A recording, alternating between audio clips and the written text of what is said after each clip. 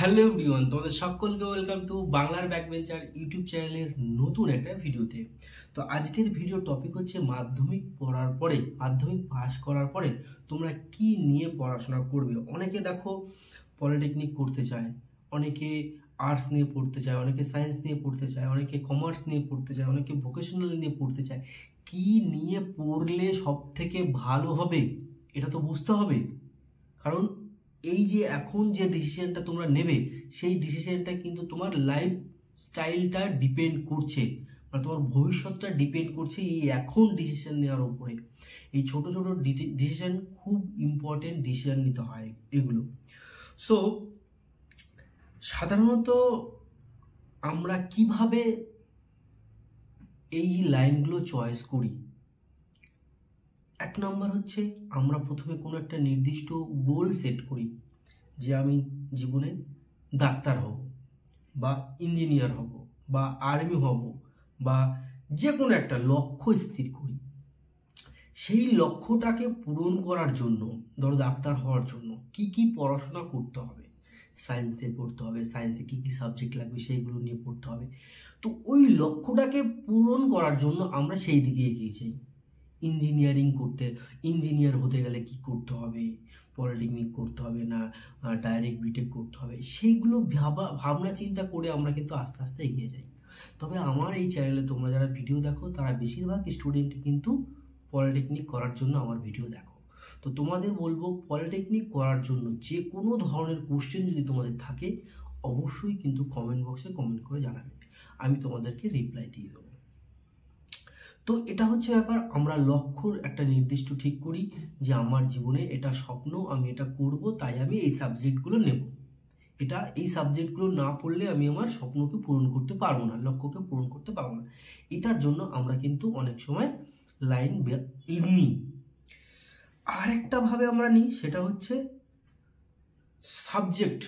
ধরো মাধ্যমিকে তুমি পাস করলে, সাবজেক্ট ওয়াইজ বলতে কি তোমার ইতিহাস পড়তে ভালো লাগে, ইতিহাসের যে আগের পুরনো ঘটনা, সেই ঘটনাগুলো তোমার জানতে ভালো লাগে, ওগুলো পড়তে ভালো লাগে, তাই তুমি কি করলে ইতিহাস নিয়ে নিলে। ভূগোল তোমার পড়তে ভালো লাগে। এই যে সাবজেক্টগুলো পড়তে ভালো লাগে, আমি ভালোবাসি, আমি ভালো ফিল করি, পড়লে আমার মধ্যে একটা আলাদা রকম অনুভূতি আসে, এই মানসিকতা নিয়ে আমরা কিন্তু অনেক সময় সাবজেক্ট চয়েস করি। অনেকে পরিকল্পনা করে, মানে ভবিষ্যতে চাকরি করব সেই লাইনে যাওয়ার জন্য। আবার অনেকে কি করে যে নিজের যে সাবজেক্টটা ভালোবাসে সেই সাবজেক্টটা নিয়ে পড়াশোনা করার জন্য এগিয়ে যায়। এবার এই দুটো যে বললাম, এই দুটো বাদেও কিন্তু আরেকটা লাইন আছে, সেটা আমি একটু পরে বলছি, না বলেই দিই।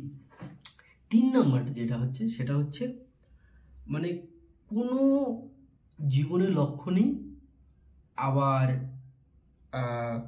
ভবিষ্যতে কোনো মানে পরিকল্পনা নেই, আবার কোনো সাবজেক্ট ভালোও লাগে না।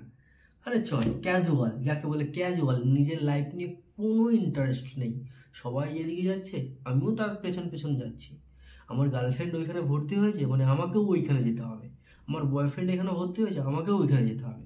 মানে এই সব চক্করে যারা পড়ো এই 9, 10, 11, 12-এ, তাদের জীবন বরবাদ।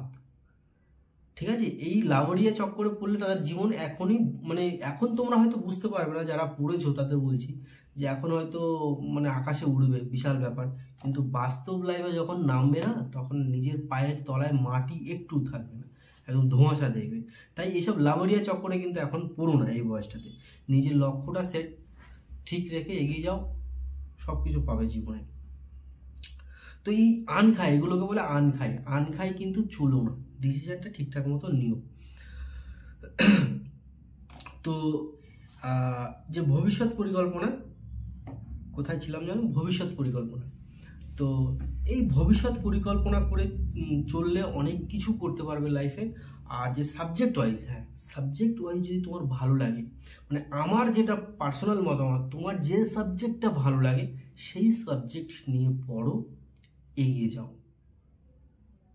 তবে হ্যাঁ, আমি যে মতামতগুলো বললাম, আমার যে পার্সোনাল এক্সপিরিয়েন্স তোমার সঙ্গে শেয়ার করলাম, সেটা তুমি নিজে ভাবনা চিন্তা করো যে তোমার ভবিষ্যৎ পরিকল্পনা কি, তুমি বড় হয়ে কি হতে চাইছো, তুমি কি নিয়ে পড়তে ভালোবাসো, কোন সাবজেক্টটা তোমার ইন্টারেস্ট আছে, সেই সাবজেক্টটা আইডেন্টিফাই করে নিজের ফ্যামিলির সঙ্গে ডিসকাশন করো। নিজের ফ্যামিলির সঙ্গে ডিসকাশন করে তারপরে একটা ডিসিশন নাও, না হলে কিন্তু মানে 2 বছর পরে গিয়ে পস্তালে কিন্তু হবে না, এই সময়টা কিন্তু আর ফিরে আসবে না। তাই বলছি খুব ভালোভাবে ঠান্ডা মাথায় ভেবেচিন্তে এইগুলো স্টেপটা নেবে। আর তোমরা যারা ভাবছো যে মাধ্যমিকের পরে পলিটেকনিক করব, কোনো অসুবিধা নেই। যারা অল্প বয়স মানে 15-16 বছর বা 17 বছর বয়স, তোমরা ভাবছো যে এইচএস না করে ডাইরেক্ট কলেজে যাব, কি হবে না হবে, দেখো ভাই, এমন কোনো ভাবনা চিন্তা তোমাদের যদি মনের মধ্যে থাকে সেগুলোকে বাইরে বের করে দাও। কারণ তোমার মতো অনেক ক্যান্ডিডেট আছে যারা মাধ্যমিক পাস করে পলিটেকনিক করতে আসছে, ঠিক আছে? তো তোমাদেরকে বলবো কোনো ভয় পাওয়ার কিছু নেই। যদি তুমি স্ট্রং থাকো, মানে বোঝো পলিটেকনিক জিনিসটা কি, এটা করলে ফিউচার কি আসবে, ফিউচার কি আছে, যদি এখনো বুঝে না থাকো, চ্যানেলে ভিজিট করো, অনেক প্লে লিস্ট বানিয়ে রেখেছি, সেই প্লে লিস্টগুলো দেখো, তাহলে বুঝতে পারবে। চ্যানেলে একটু ভিজিট করলে অনেক ভিডিও আছে যে পলিটেকনিক করলে কি পাবে।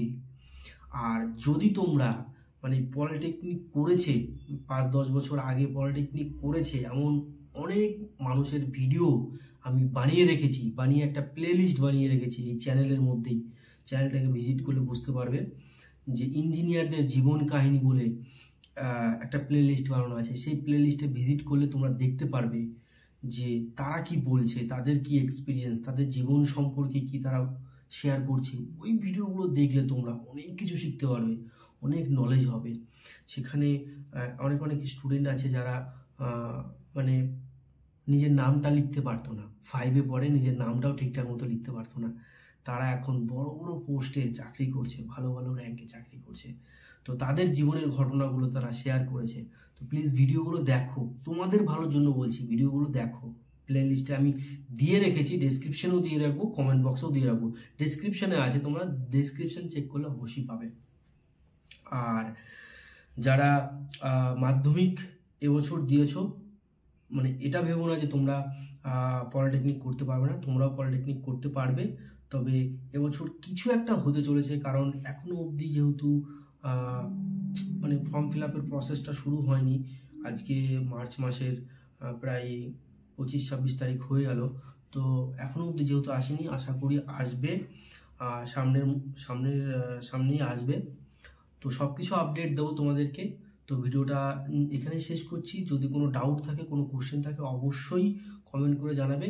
তো ভিডিওটা এখানে শেষ করছি। ভালো থেকো, সুস্থ থেকো এবং নিজের ফ্যামিলিকে নিয়ে হ্যাপি থেকো। Thank you.